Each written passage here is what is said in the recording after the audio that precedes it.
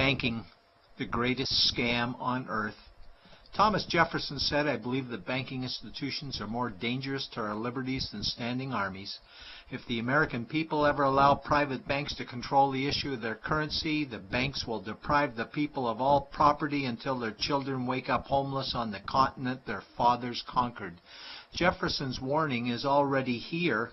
40 million Americans are living on food stamps. Millions more are now homeless, living in tents, all because of one institution, the Federal Reserve System. The Federal Reserve is a group of private bankers who have stolen the money creation process from the American people. Most people still believe the Fed is an agency of the government working in our best interests. It is not. There is no greater form of evil in the world today, so let's explore the banking scam. None of us have ever been taught anything about money. The reason is to prevent us from learning the truth that money is a trick and money is a trap. When solving any crime, there's a universal truth: follow the money, but with the banking scam, follow it backwards. Where does money come from? The world's money supply is always growing. Where does all the new money keep coming from? Money comes from privately controlled global banks like the Federal Reserve System. They create money every day, which increases the world's money supply. Because all banks are either owned or controlled by private bankers, the real question is, how do private bankers create new money? And the answer is they create it out of thin air. Bankers create money out of nothing. They make it up. It is a fiction. Wow. Godlike power to create something of value out of nothing. A stroke of a keyboard and money is created. In fact, only 3% of the world's money is even in the form of bills and coins, which means 97% of all money in the world is just numbers typed on a computer screen. This is part one of the banking scam. Money is created out of nothing. The second part of the scam is this phony money is issued as debt. What is debt exactly? Well, when you consider we work our whole lives to pay it off, you could say debt is slavery. But whose debt is this phony money? It's our debt, all of it. It's our debt when we use credit cards, we get student loans, borrow money for mortgages, all bank borrowing. And it's our debt again when the government borrows, which is each and every day. In today's world, money is debt and debt is money, and don't forget the interest charges. Money equals debt and debt equals slavery, therefore money equals slavery. Our monetary system is a carefully concealed system of slavery. Why? Because our government can create the same money for free with no interest charges, just like they used to, as the Founding Fathers designed it inside the United States Constitution for our protection against private bankers. The third part of the banking scam is very evil. When bankers create money from nothing and issue it as debt, they only create the principal portion of the debt. They do not create the money for the future interest payments.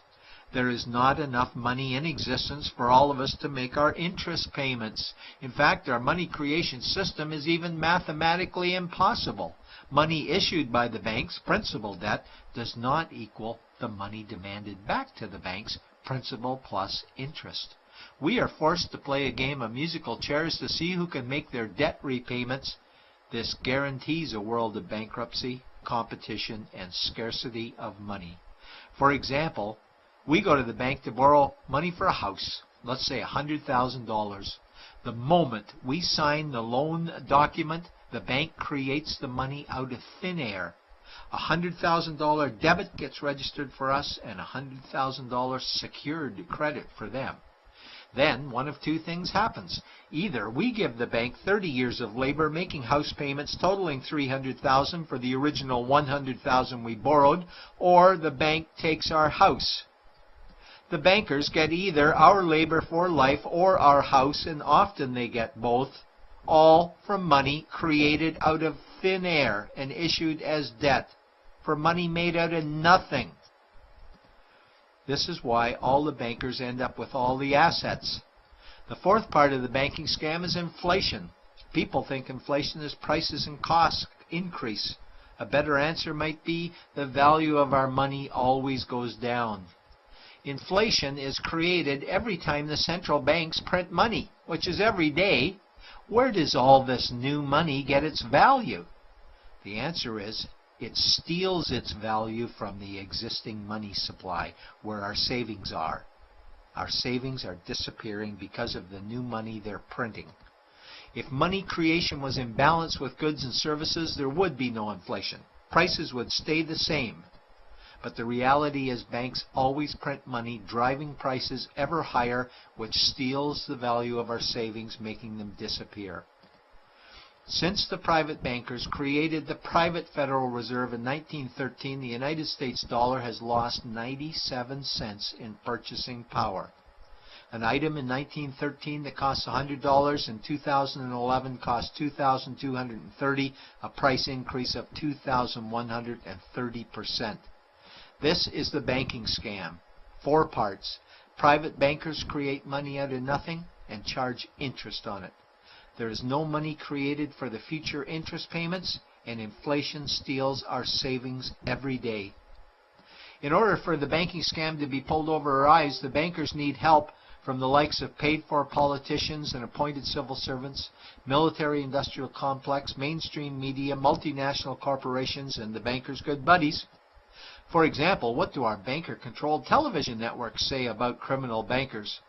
"Oh, bankers are our saviors.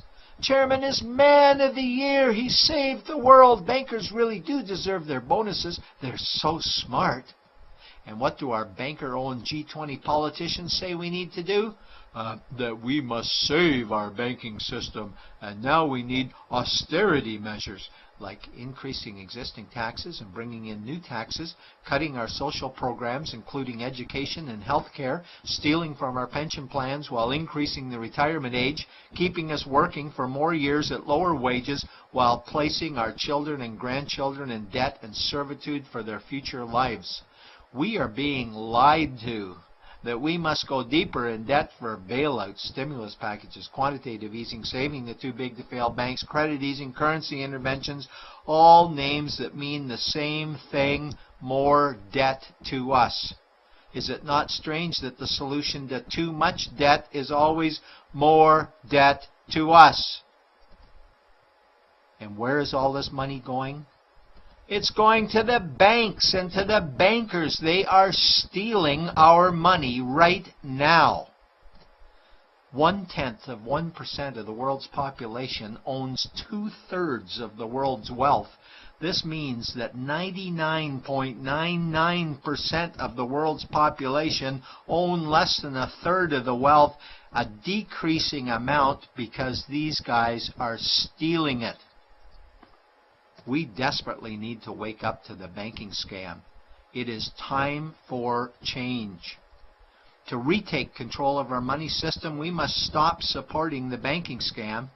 Lincoln said the government should create all the currency and credit needed to satisfy the spending power of government and the buying power of consumers. Money will cease to be master and will then become servant of humanity.